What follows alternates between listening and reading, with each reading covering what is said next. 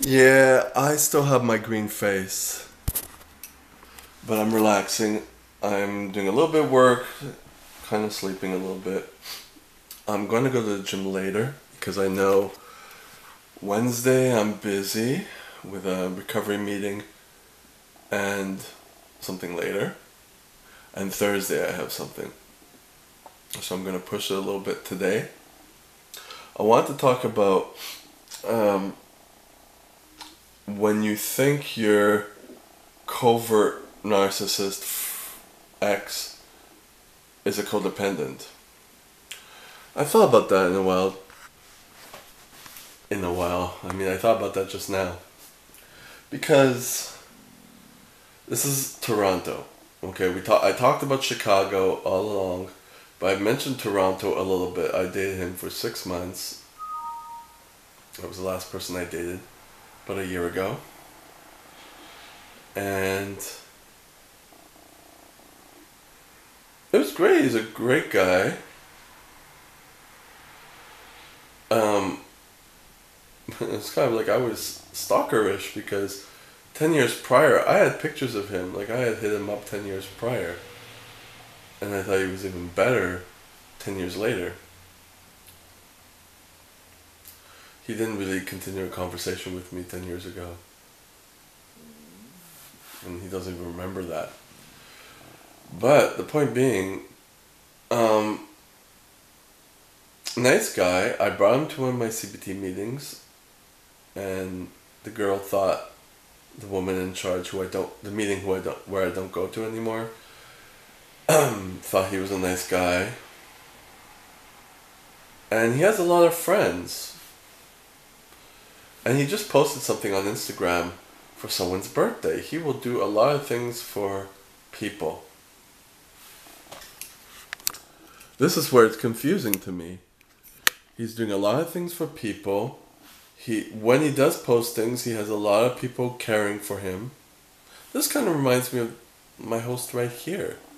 Seems to have people caring for him.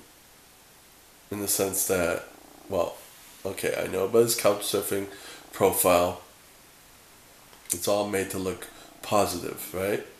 So that kind of got shot out of the water. It was manipulated. That I see very clearly. I didn't see this with my ex as much. But it makes sense. And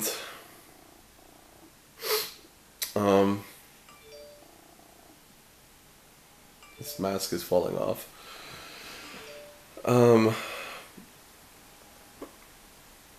When he posts things, he will have a lot of people who care about him, who love him, show love, you know. And he has a sister who seems to care and love for him. And he talks highly of her. He even talks highly of me. It's weird because it's like he doesn't do things for himself. This is where it's confusing for me. It's like he wants a lot of people doing well around him, but he doesn't want well for himself. So I'm thinking, this is strange. Was part of the frustration. He wouldn't take care of himself. He was a smoker. He was a secret eater. Like, initially it looked like he wouldn't be eating, but he always sneaks snacks. And when I would call him up on things,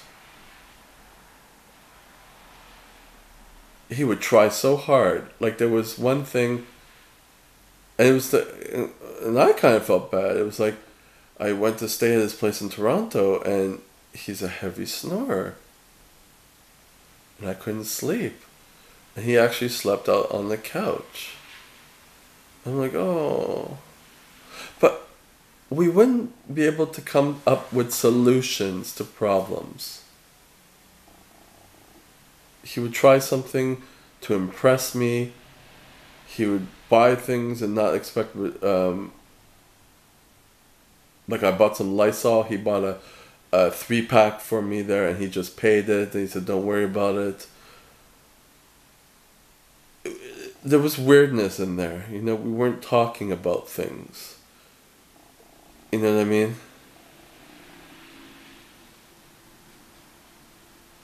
And, you know, after a couple of times, the first time I mentioned something, and it's like he started crying because like I hit a nail, like I triggered him. You know, that he doesn't take care of himself. And then there was another issue that I brought up, and then he wasn't crying. He was like, I don't remember it exactly, but it was more like, oh, what can I do? And, you know, we never worked through stuff.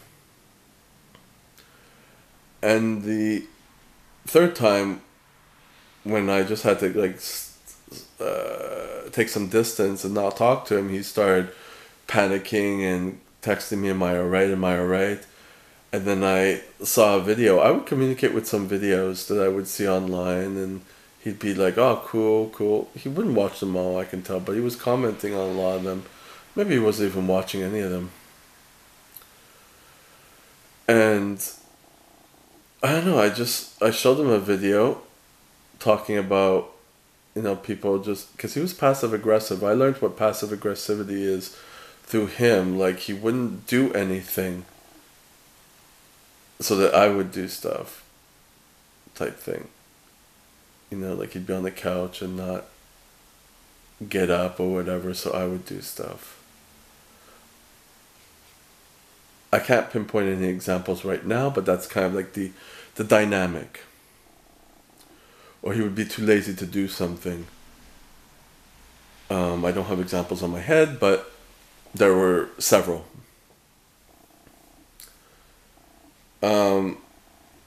I'm just speaking off the top of my head right now.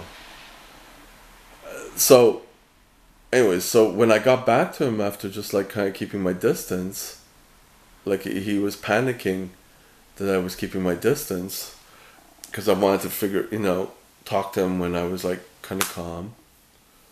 Because he did something. What did he do? I don't even remember now.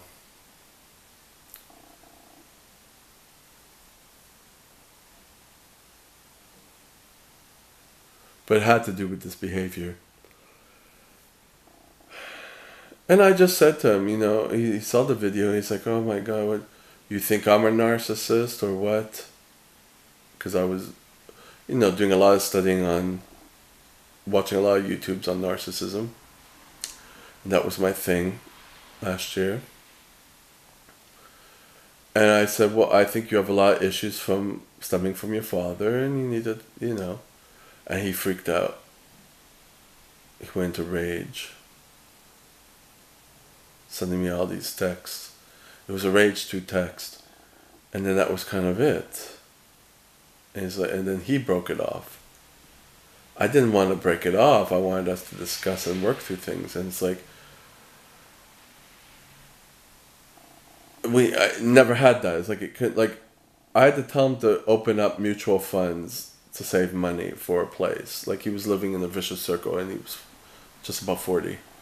And his father is similar. And his father's like 65 or something. Or 60 something, very young. His parents were young when they had him. And his father had a heart attack. And doesn't deal with money too well and just got another divorce. And the guy I'm dating was like 300 pounds. And it's like it never came up about heart attack. Like he thinks that's not going to happen. He's just like blocking that out. So, yeah, I just thought about that. And it's like, nice guy, really nice guy. And so cute and sexy and kind. Maybe he is a narcissist because he's doing all these things for other people to uplift him. You know what I mean? Just like this guy here is bringing people in to uplift himself. It was just very difficult for me to see. And the fact that he exploded at me thinking that he was a narcissist, I should give it away that he is one, because it triggered him. Why would it trigger him if he didn't think he was one?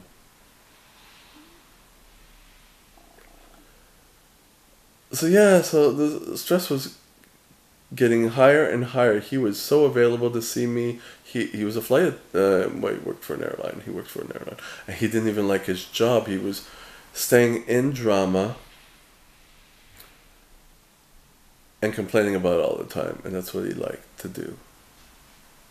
To no end. Like, there was no way out. There was like, I didn't see anything in the future for what he was trying to do. He did art every now and then, did some music every now and then, but didn't take another step.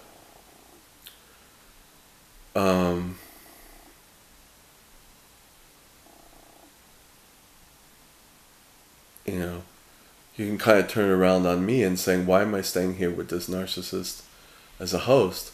I'm here for a month only. It's free. I'm not going to be here all the time. And he's not here all the time. It's a way in. I'm aware of it. And I'm learning a lot from living with this type of person. I'm saving money. That's the main thing. Saving money. A month here would be expensive. At least $800 to $1,000 somewhat dollars if I go with the Airbnb. It could be $1,500, $2,000. If I want to come twice a year, I want to try to save as much money as possible. And I want to work on getting a little bit of stability. That's neither here nor there at this moment. So, yeah, so it's been a year and I don't talk to him. He doesn't talk to me. I said I was going to come visit one time because I was going to come visit other people, and he offered me to stay at his place, and then I just didn't go. This was just before the Christmas holidays. It was too expensive to take a bus to Toronto from Montreal. Like, I could have taken a train, a flight to Florida for the same price, almost. It was like 2/3 of a price to Florida. I was like, you know, save my money, get to LA. And then I didn't hear back from him. He would like a couple of my posts and stuff, and I'm debating whether to remove him, but I probably won't right now. I mean, it's just kind of there. But I saw his posting on Instagram, just happened upon it. I don't go on Instagram often. And all his posts are just like good times, chill times, celebrating birthdays, easygoing, chillax, like people trying to paint a certain image. And he's not dealing with any of the torment in his head, the turmoil. And I find that sad. He seems like a good person. And he doesn't see that his father's in his life, but his father's got a lot of issues, and he doesn't see that he's becoming him or that he is him. And he doesn't have this sense of urgency that he needs to fucking put his his big boy pants on. And I don't know what the deal is with his sister. I met his sister once. She seems to be doing well, career-wise and stuff, except she's getting a divorce too, I think. I don't know. It's just stuff like that kind of... This is where I have the turmoil. It's like, are these relationships healthy, or are they just giving validation to someone who isn't doing anything, that they're worthwhile? You know what I mean? It seems like Facebook Live. His sister seems to be moving and shaking, and he's not.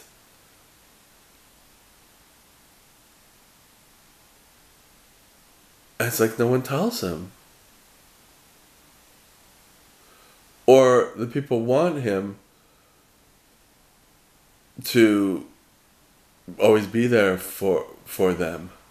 See, this is where I'm like so confused. However, I do think, yeah. I mean, the fact they would take a whole lot of selfies and stuff and send them to me, and yeah.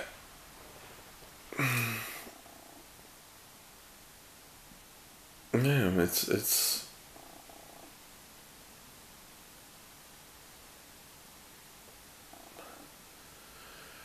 things come in different packages, right? If you have any comments on this, if this makes at all sense to you, just let me know. Don't mind this. This is how I am. I'm eventually gonna get ready. I'm doing some more work. I'm not in a rush today. A lot of people would be wanting to see sights and everything. But no, I'm just here to kind of chill. That's it.